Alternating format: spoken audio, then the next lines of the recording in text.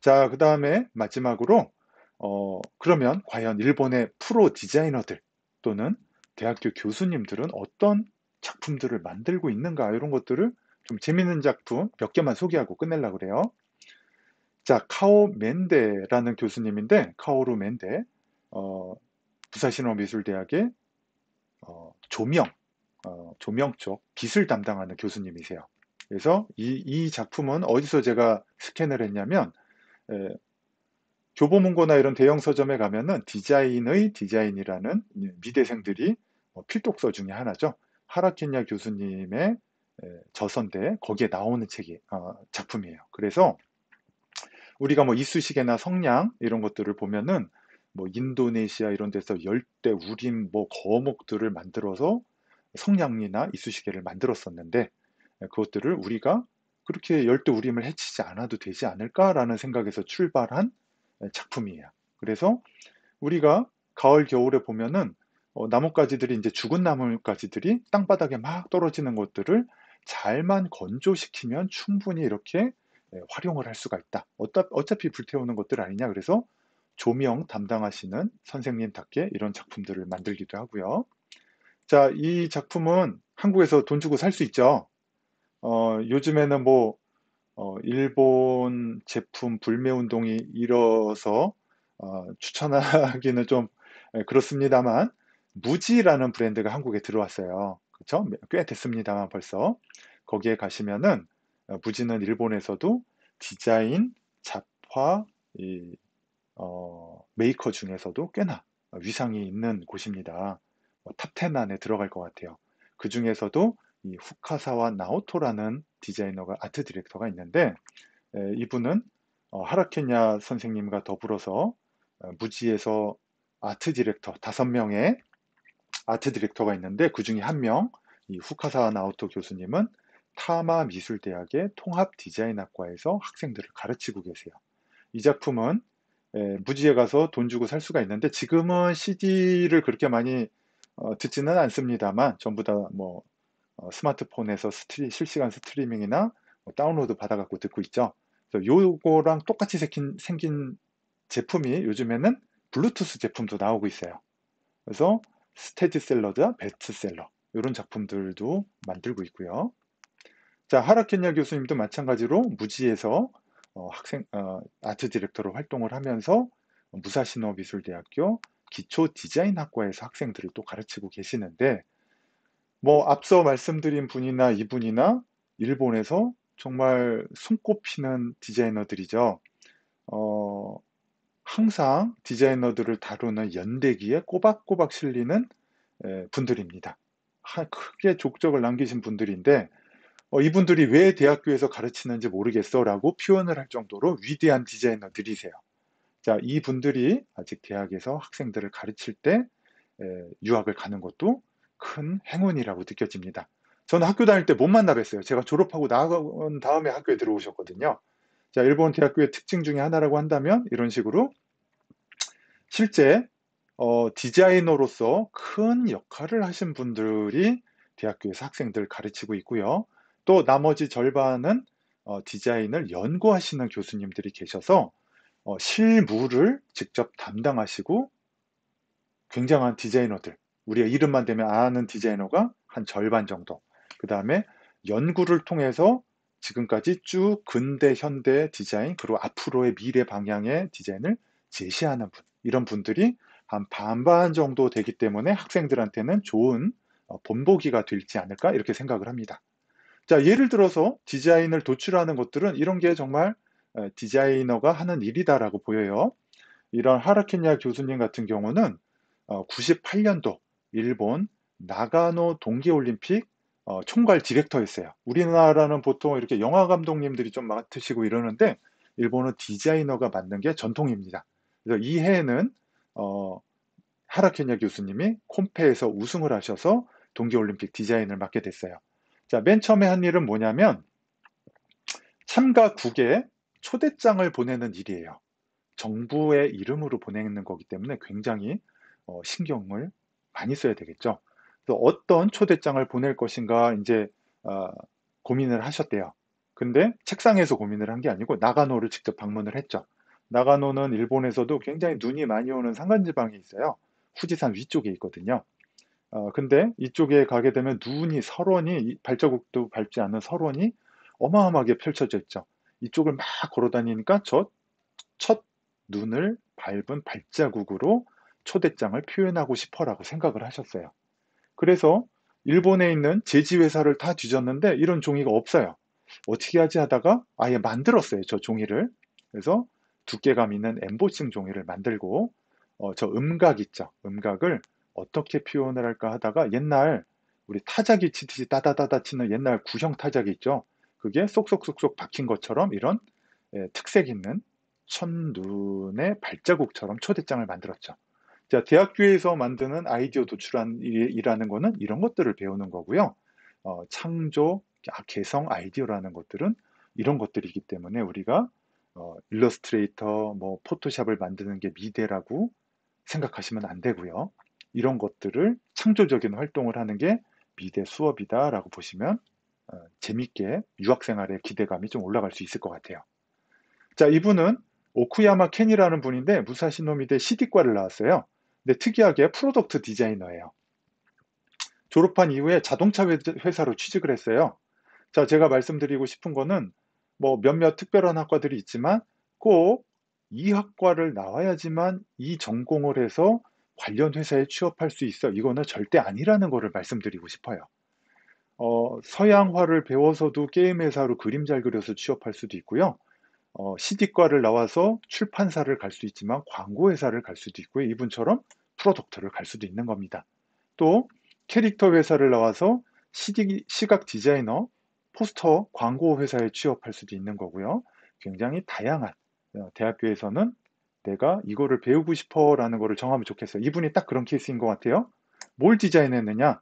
자그마치 엔초 페라리를 디자인했어요. 저분이. 뭐 우여곡절이 있었지만 일단 페라리에서는 어, 항상 외부의 디자인을 안 줘요. 내부에 워낙 뛰어난 디자이너들이 있기 때문에 내부에서 디자인을 합니다. 디자이너 팀이. 근데 엔초 페라리가 누구냐면 페라리의 창업주 이름이에요. 지금 돌아가셨지만 돌아가시기 전에 자기 이름을 딴 기념비적인 스포츠카를 생산하고 싶었어요. 그래서 회사 내에서 콤페를 했는데 이탈리아 디자이너들 다 떨어지고 이 사람이 혼자 남았어요. 그래서 엔초 페라리가 이거를 선택을 해서 결국에는 출시가 되었죠. 뭐 한정판이었기 때문에 지금 돈 주고도 못 구하지만 그런 사람도 일본 디자이너예요. 근대뿐만이 아니고 현대에서도 이런 뛰어난 디자이너들이 우리는 한국인이라서 알 수도 없고 알려주는 것도 없어서 잘 모르지만 곳곳에 존재하고 있고요. 사실은 어, 어디서나 볼 수 있는 빌딩이나 지하철에서 볼 수 있는 비상구 마크 이런 것도 일본인의 디자인이에요. 그래서 80년대 초반에 세계 콤페에서 우승을 해서 전 세계 공통이 됐죠. 제각각이었거든요. 그 전까지는. 그래서 러시아의 비상구 마크와 최종 경합이 붙어서 우승을 해서 한국뿐 아니라 뭐 다른 나라에서도 비상구 마크는 하나로 통일이 돼 버렸어요. 누구 작품이냐면 타마 미술 디자인 학교의 미술 대학교의 에, 에, 오타 유키오라는 교수님의 작품이에요. 어, 자, 이런 식으로 좋은 작품들이 꽤나 많이 있고요.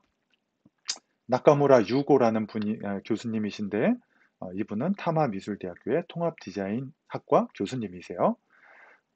이분은 제가 대학생 때부터 유명하신 분이에요. 그때도 이분은 이제 건축가였어요. 원래 동경대학교 천재들만 간다는 동경대학교 건축학을 나오셔서 건축 사무소에서 일하셨는데 당시에 코딩, 프로그래밍을 익히셔서 그냥 혼자 재미삼아 웹 디자인을 하고 이러셨는데 정말 전 세계적으로 센세이션을 일으켜서 추종자가 많습니다. 네, 이 사람들이 이분한테 많은 일거리가 맡겨졌어요. 그래서 건축사 사무소를 그만두고 자기가 회사 차려갖고 여러 가지 회사들 대기업뿐만 아니고 광고 회사에 예, 광고 및 웹사이트 제작을 했는데 우리가 아는 웹사이트를 생각하시면 안 돼요. 예, 나카무라 유고, 뭐 구글이나 야후 재팬 같은 데 쳐서 유튜브에 쳐서 들어가시면 이분의 작품들이 나오는데 우와라는 느낌이 들 겁니다. 이 정도는 돼야 크리에이티브한 미대 디자이너 이렇게 얘기할 수 있을 것 같습니다. 또 이 나카무라 유고 교수님은 어 또 한 분 저 타마가 자랑하는 유명한 교수님이 계시죠. 사토 카시와라고 지금 현역 디자이너 중에서 50대 초반이실 것 같은데 40-50 대에 이미 일본에서 최고라고 불리는 그래픽 디자이너가 있습니다. 그분하고 같이 이렇게 광고도 많이 만들고요. UI, UX도 많이 하고요. 코딩도 많이 짜고 그렇습니다. 자, 마지막으로 이분 이우환 화백님.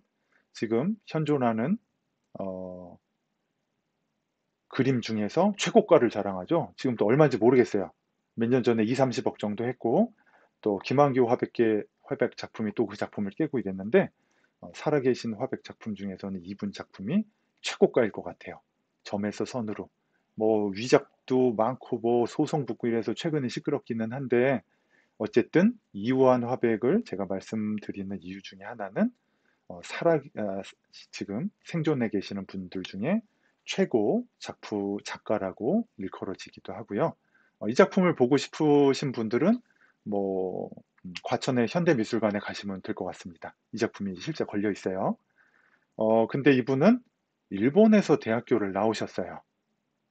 그래서 사실은 미대 출신은 아니시고 일본대, 아까 앞에서 말씀드린 일본대 철학과 출신이십니다.